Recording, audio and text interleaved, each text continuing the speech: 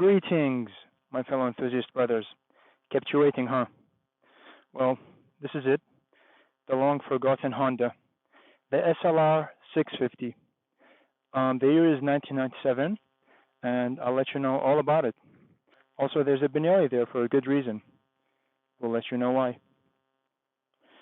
So, as you can see, it's cleanish today.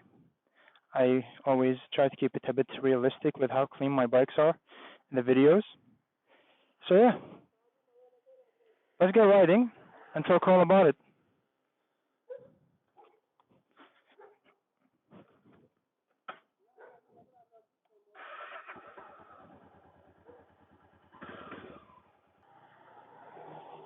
So as you can see, I picked an appropriate place today, but we will, however, ride to a nicer place. Let's go. So, the SLR. Well, this bike was made in 1997, the first year in production for these bikes.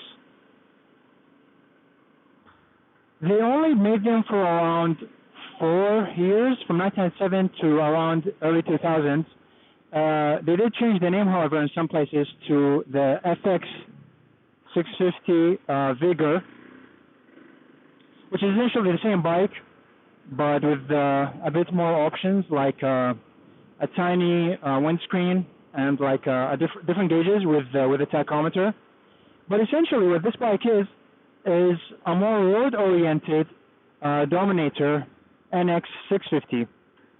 They share many things. Almost everything except for like some plastics, the tank, jetting maybe, and just slightly different horsepower and torque numbers because again, this is more road oriented. The engine that drives these bikes is the Honda air-cooled 650 single that is paired with a 5 gears. Now, why this is a no-brainer for some people, because Honda have used this engine ever since the 80s, and they've hardly changed anything really. Again, it's carbureted, of course, and it always stayed this way from the early 80s until now, really, where it's being used in the XR 650L. Again, it's been used in a bunch of XRs, in the Dominator, in the FX 650. And yeah, really, I'm sure I'm missing something, but they've used the hell out of this engine for a good reason too.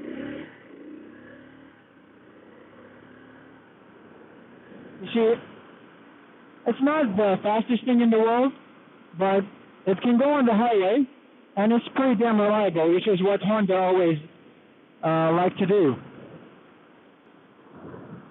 Now, you would ask, how does it really feel? Well, I've never really ridden small dirt bikes or any dirt bikes that are like a benchmark to compare it to, but it does feel kind of like a street-oriented supermoto or a bigger dirt bike. Well, that's what most people say about the XR 650L, which is this bike's current living cousin. The engine rattles and shakes and does all kinds of noises. SUVs. They give me the scares, man. But yeah, this thing rides like a carbureted 20-year-old bike. Every single day it rides different and whatnot. And it feels, like I said, like a big dirt bike, really. It feels like there's a bunch of torque to use, which is really useful in the city, where this is weird to explain, but you're using most of your torque without revving it out. You're using most of your engine without revving it out. Even when I'm like fooling around and like racing with my buddy on his Benelli that we see. I don't know if you guys can see him, but he's in my mirror right now.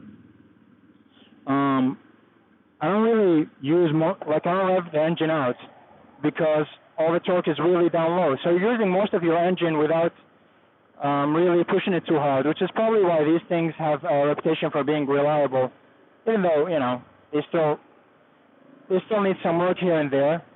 I don't know if you can hear the engine right now.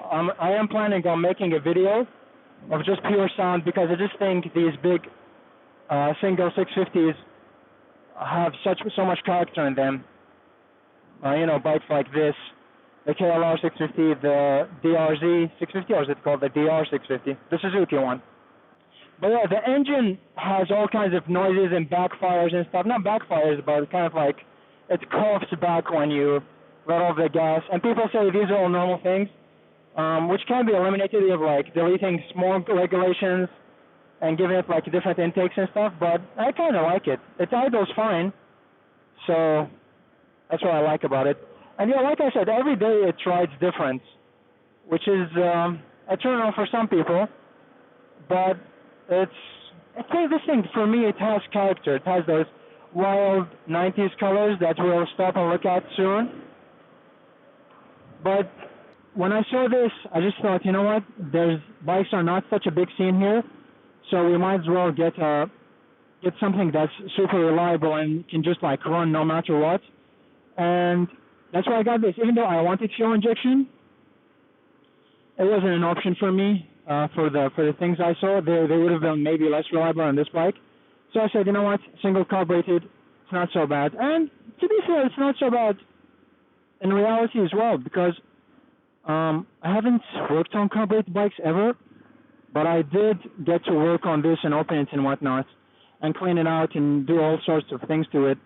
And it turned out to be a fairly easy job if you do your homework. Yeah, riding this in the city, the torque is super useful.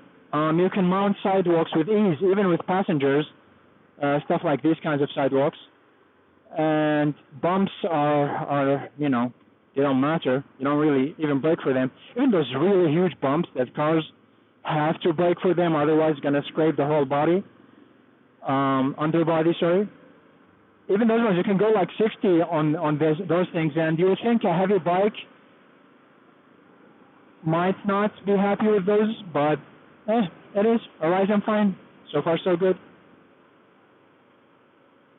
The gearing, like on the XR 650L, people said that the gears are kind of far away from each other.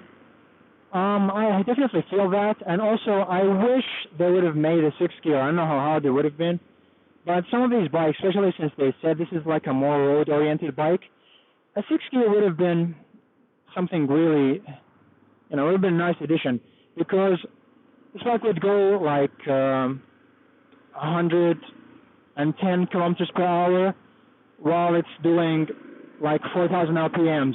And the red line is, I think, around 7,000 something.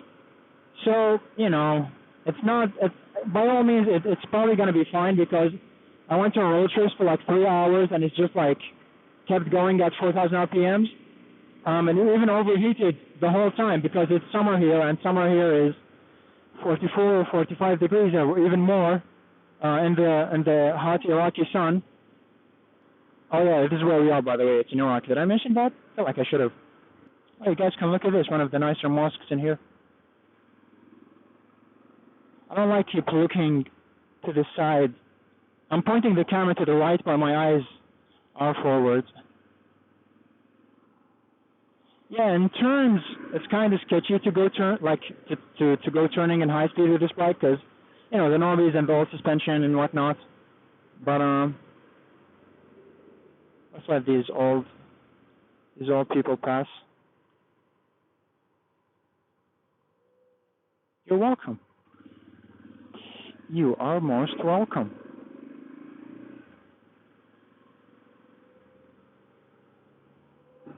You want to go, Bill?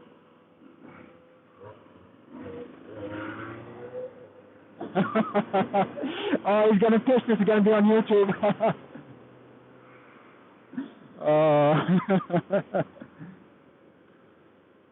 What else is there?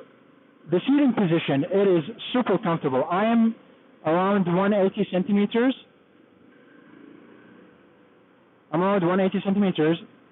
And this bike just suits me so well. It's so comfortable for me. My legs are all stretched out, and even in stock form, even in stock form, the handlebars are a bit higher, but I switched it for these because they're just a bit more sporty. I don't know if you guys can hear the bike revving or not. Yeah, so the position is super comfortable. And I thought I would have hated mid-mounted pegs, but I don't mind them at all, honestly. They just seem right. They just seem comfortable. The seat is super comfortable too. Like, I've been on trips for like 3 hours just riding, and my butt liked it. It didn't complain at all. The brakes are actually, I don't know if you guys can see this, are made by Brembo. The levers and everything, calipers. The pads I did have to replace, obviously. Well, it couldn't have been the stock pads. The bike is like 20 years old. It's done 36,000 kilometers. But yeah, the brakes are pretty good. You get a good feel from the front and the back. I heard some people say that the front steering, as in the front handlebars, don't have a bunch of feel to them. But for me, honestly, it feels fine. And the rear brakes don't have that much feel maybe. But again, nothing to really complain about. You see, now I wouldn't have known I locked the wheel if the tail wasn't slipping out. Now,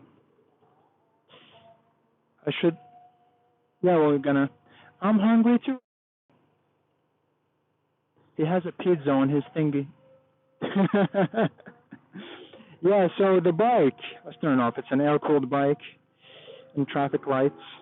Temperature right now is 100 Celsius for the bike. Anyways, and the weather is around 35, 36, something like that.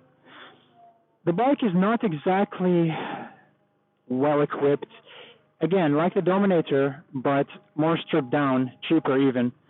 It only comes with a speedometer, a trip gauge thingy that you can reset, signals, headlights, and stand and neutral lights. But it came with the passing headlight thingy, which not a lot of bikes do. I'm glad they did it. It comes with electric start, which is good, even though I kind of wish they would have brought also a kickstart as well, but it doesn't have it. And it has, what else? The seat, you would have to remove it with screws, and it has a helmet lock right here. Yeah, we can talk about these things later. See, I'm using the flasher thingy. Luxury, people, luxury. But honestly, I kind of like that. I got this bike because it doesn't have too much bells and whistles. And while I kind of wish it had an oil cooler, but I can add that easily because I kind of need it for our weather.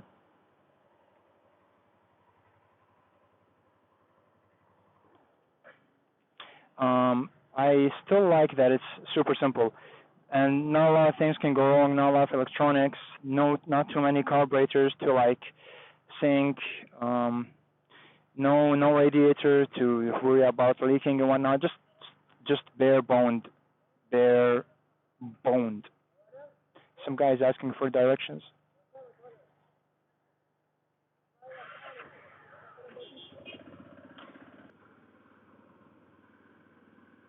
Where is my companion?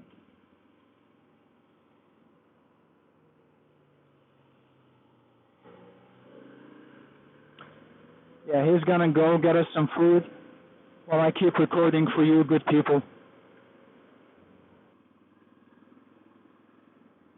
The weather is really pleasant here. We rip it.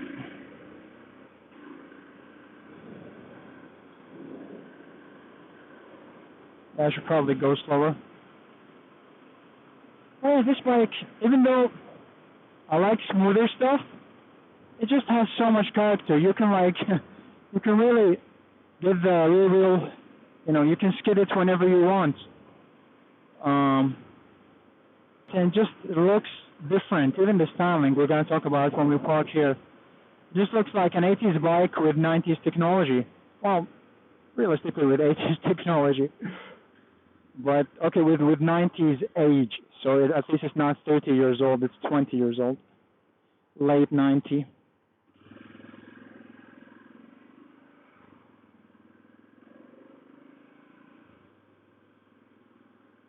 should find a nice spot to park here and talk about the bike. Yeah, this looks good.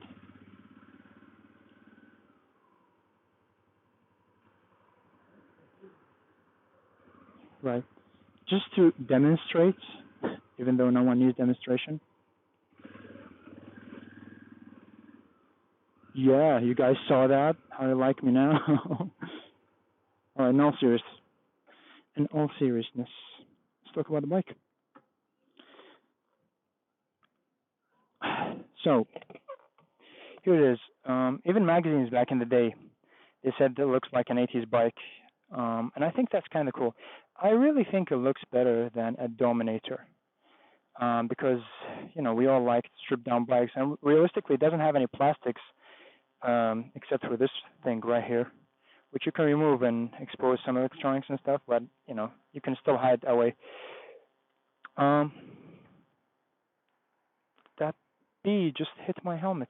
Anyways, so what I've done to the bike, well, it's a long list, but I bought the bike with this thing, and I like it. Originally, the fender is a normal street fender that sits here, but yeah, I think this looks way better. Let me actually, yeah. I bought this off of AliExpress and then customized it to fit on the bike because, as you can see, it's kind of smaller. I think it gives it that rugged, Mad Max look. These things also came with the bike, and I like them. Very tasteful. I probably would have been too lazy to take off all these things to install them, so thank you, previous owners. The horn, I installed it, as you can see. Now, while this might not be the ideal position, the last one, when I tried to clean it and get it to working better, it died. I could never get it to work. So I just bought this car horn, and I think this looks very badass. And there's no other position, really, like no other position, unless it's like here or something, which would have looked ugly and bulky. And then I added some bulky things to the bike to make it look uglier. This is just a camera mount. This is my trusty companion, as you can see with his helmet. This is a run leader tachometer with a clock and a bunch of functions, and I should have turned on the lights, but I didn't. Should have turned on the light for the review. What an idiot. Anyways, the mirrors are aftermarket because I'm sure the original ones broke. The handlebar is Pro Taper along with these grips that always seem to rotate, and an Aspris handguard with a wind deflector, which I think really suits the bike's look, along with a phone charger with its USB and wireless charging. What else? I've put these stickers. I think they look kind of period correct because, like an idiot, I dropped the bike and it's scratched on the other side, so I thought this would look cool. Plus, my jeans, or if I'm wearing those knee guards, are not going to scratch the paint more. So, I'm happy with it. The seats, this isn't even a mod, but, I put this because I'll get to doing it. Like I said, it has the RF VC engine, and these ones have been used for a bunch of Hondas back in the 90s, especially the 250s, 400s, whatever, you name it, all the XRs. I don't think they use it anymore except for the XR 650L. The modern fuel-injected ones, liquid-cooled ones, don't have that. And I do have some parts for the engine. Not really parts for the engine, but, these caps I've ordered them. They're going to come soon because one is cracked while I was doing the valve adjustments, but such is life. Dual headers going to dual exhaust, as you can see. That sticker is not stock, obviously, but I do like the Honda winged logo, so I got these stickers. And I do really like these exhausts because they say Honda here, and just look at the chrome finish. It's just so gorgeous. I kind of wish it was like, these plastics weren't here and it was just like exposed. But again, if I remove this, there's some electronics, so,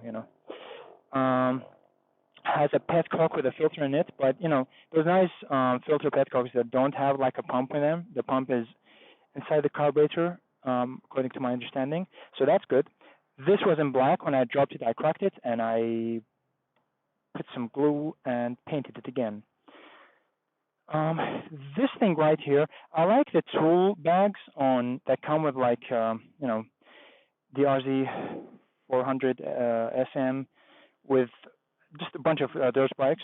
So I got this, and it's been really useful. It's from 24MX UK.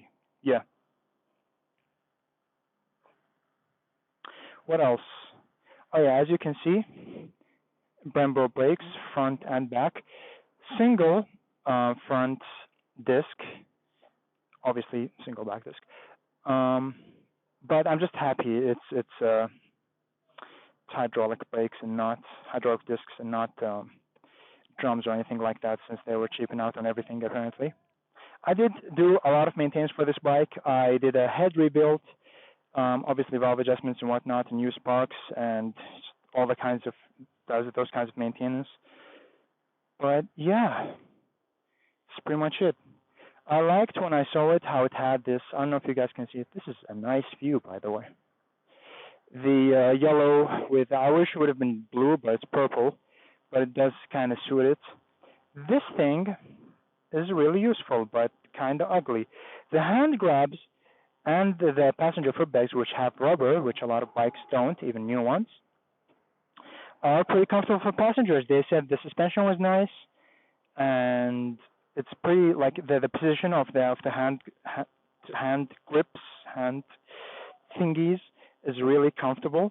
They said they felt confident holding on to it, and that's pretty much it. Yeah, there's a few minor details I'm sure that I'm forgetting, but if you guys have any questions, let me know. I always say that I'll make more videos, and I really do want to, but it's kind of hard to find time.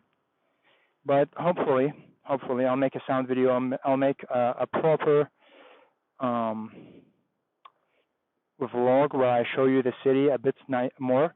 This is a park, by the way. Don't be misled by the trash. But yeah, let's go for one last trip while we finish the video. And now, by the magic of editing, I remember to turn on the screen. This was super helpful with setting the idle and whatnot. Plus, it's really cheap and it just looks cool. It adds to the 90s vibe. Well, let's go.